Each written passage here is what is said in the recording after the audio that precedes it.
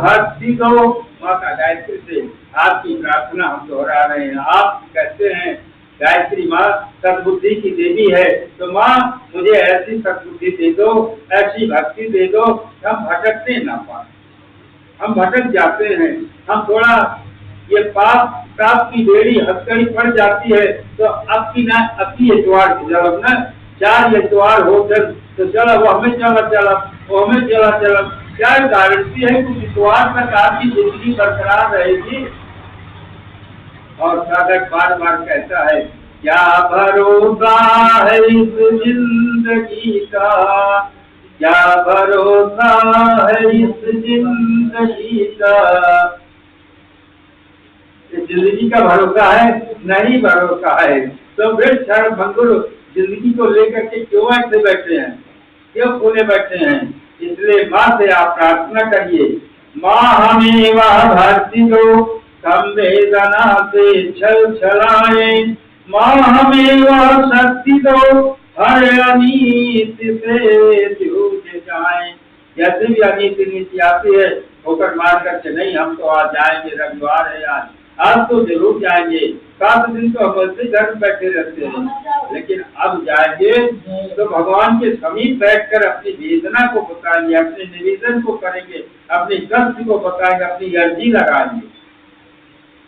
माँ हमें वह शक्ति दो हर अनीति से जूझ जाए, स्वार्थ से रह दूर माँ सर्वार्थ में जीवन लगा दे, पतन पीड़ा को मिटा कर नव सृजन के काम आए, पतन पीड़ा को मिटा कर नव सृजन के काम आए। तो नव सृजन में कौन सी काम आती है? तन मन धन, ये 3 चीजें हैं जिससे इंसान अपने जीवन की जिंदगी को बदल सकता है। माना कि आपके पास समय नहीं है तो आपका धन तो है आपके पास, भाई समय की नहीं है तो धन कमाने में खर्च कर रहे हो कि नहीं? तो थोड़ा सा धन खर्च कर दे, समय जिसके पास है उसको बुला करके आपके बदले आप उसको लगा देंगे, आपका धन उसको दे करके भैया इतना पैसा तुमको देते हैं, ये समय दान तुम्हारे पास है दे दो और हमारे सेठ जी का काम कर दो। सेठ जी का काम क्या है? उनकी दुकान संभालना नहीं था, उन्होंने वादा किया है, दीक्षा लिया, देते समय कहा है समय दान करेंगे, अंशदान देंगे, समय दान देंगे, तो समय दान उन्होंने नहीं किया, अंशदान दे दिया है। ये अंशदान तुम ले लो और अंधे लगने की जोड़ी बन जाएगी। उनका भी काम चल गया और उनका ये दोनों का काम चल गया। तो इसलिए साधक लिखता है, हमें भक्ति दो माँ, हमें शक्ति दो माँ, सतत साधना की तपन मांगते हैं। हमें भक्ति दो माँ, हमें शक्ति दो माँ, सतत साधना की तपन मांगते हैं। न धन धाम कुछ आपसे मांगते माँ, न धन धाम कुछ आपसे मांगते माँ, विमल ज्ञान की एक किरण मांगते हैं। हमें भक्ति दो माँ, हमें शक्ति दो माँ, सतत साधना की तपन मांगते हैं, सतत साधना की तपन मांगते हैं।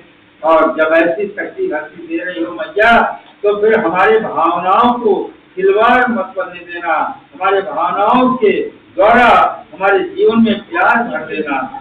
हृदय भावना से प्यार से भरे हो, हृदय भावना से प्यार से भरे हो, लगे दीन की पीर बनकर छलकने, लगे दीन की पीर बनकर छलकने, द्रवित हो उठे बांटने दीन का दुख, द्रवित हो उठे बांटने दीन का दुख, लगे अश्रु बन कर नयन में मचलने, ये नहीं कामना वासना चाहिए माँ, नहीं कामना वासना चाहिए माँ, सतत साधना की वर्ण मांगते हैं, सतत साधना का वर्ण मांगते हैं। हमें भक्ति दो माँ, हमें शक्ति दो माँ, सतत साधना की तपन मांगते हैं। नहीं स्वर्ग की सिद्धि की कामना माँ, हम ऐसा कुछ नहीं मांगते हे माँ गायत्री कि हमें आपको देने में कष्ट होता हो। हम तो ऐसी चीज मांगते हैं जो आप सबको दिया ही करती हो। नहीं स्वर्ग की सिद्धि की कामना माँ, नहीं मुक्ति की कर रहे याचना माँ, नहीं पद प्रतिष्ठा न यश चाहिए माँ, नहीं स्वर्ग की कर रहे कामना। अहं को गला कर, अहं कहते अहंकार को, साधक आपकी तरफ से लिख रहा है, अहं को गला कर करे प्रेम शिव को, अहं को गला कर। अहंकार को किसने गलाया था? संसार के कल्याण के लिए भगवान शिव ने विष का पान किया था। भगवान शिव आज सर्वत्र पूज्यमान है। क्यों? उन्होंने सारे संसार के प्राणियों का जो कष्ट था, हलाहल नाम का जब विष निकला तो कोई उसकी तरफ देख नहीं सकता था, मुड़ करके दूर दूर चले जा रहे थे। पूरे संसार में ज्वलनशीलता पैदा कर रहा था। ऐसा कालकूट विष था। तब ने कहा कि भोलेनाथ आप ही संसार के कल्याण के लिए आप ही कर सकते हो, और तुम्हारा चयन हुआ है। सारे देवताओं ने आपका चयन किया है कि भोलेनाथ चाहे इस कालकूट विष को दमन कर सकते हैं। उन्होंने सबसे पूछा, ब्रह्मा जी क्या आप सहायता करेंगे इस कालकूट के विष को? आपने ही तो निर्माण किया है, अमृत का निर्माण किया तो विष का भी तो आपने किया, पत्नी का तो निर्माण किया, पति का भी तो निर्माण किया, जीवधारियों का निर्माण आप ही ने तो किया। उन्होंने कहा भैया किया तो, लेकिन हम इसका दमन नहीं कर पाए। विष्णु जी महाराज से पूछा गया, भगवान विष्णु, उन्होंने कहा साहब हम तो पालन पोषण करने वाले हैं, हम ऐसे का संहार नहीं कर सकते, हम पान नहीं कर सकते। तब भोलेनाथ बाबा से इसकी कामना की गई। लोगों ने अनुनय विनय किया, अर्चना किया, उनकी स्तुति किया। उन्होंने कहा क्या करें, इसको पी जाए। माँ पार्वती भी बगल बैठे थे। उन्होंने पूछा देवी कि आप क्या कह रही हो? देवी ने भी कुछ ऐसा उत्तर नहीं दिया जिसको अर्धांगिनी कहते हैं, और उन्होंने कहा जैसी आपकी इच्छा। संसार के कल्याण में आपका ही नाम आता है। शिव का मतलब कल्याण, शिव का मतलब कल्याण, और इनको कल्याण करने की शक्ति कहाँ मिला करती है? ई की मात्रा जब शिव में लगती है वो 100 से बच जाते हैं। ई की मात्रा हटा दो तो 100 हो जाते हैं। इसलिए जगत जननी जगदम्बा से भगवान शिव ने ये प्रश्न किया, और साधक ने यहाँ पर लिखा है, अहं को गला कर करें प्रेम शिव को, विमल भक्ति का बर सहन मांगते हैं।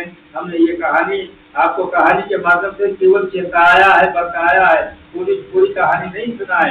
हम आपको क्या बताना चाहते हैं कि आपके अंदर भी शिव से जागे, कल्याण करने की भक्ति जागे। भगवान ने 100 रुपया दिया है, 90 में हम गुजर करेंगे, 10 भगवान के लिया है। निश्चित ही है, भगवान का ही हक है, भगवान ने तो दिया है। गाँव वाला कोई देता है क्या? परिवार वाला कोई देता है क्या? नाक बात रिश्तेदार देते हैं क्या? कोई नहीं देता है। देता तो है भगवान देता है, और जब देने लगता है तो छप्पर फाड़ कर देता है। इसलिए छप्पर फाड़ के देता, छप्पर फाड़ के आपने बोया भी तो है।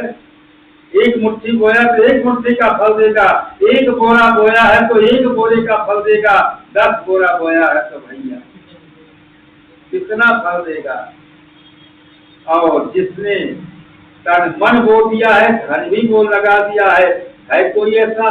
हाँ साहब, है इस धरती पर, उनका नाम लिया जाता है। और जब उदाहरण की बात आती तो उन्हीं का उदाहरण किया जाता है।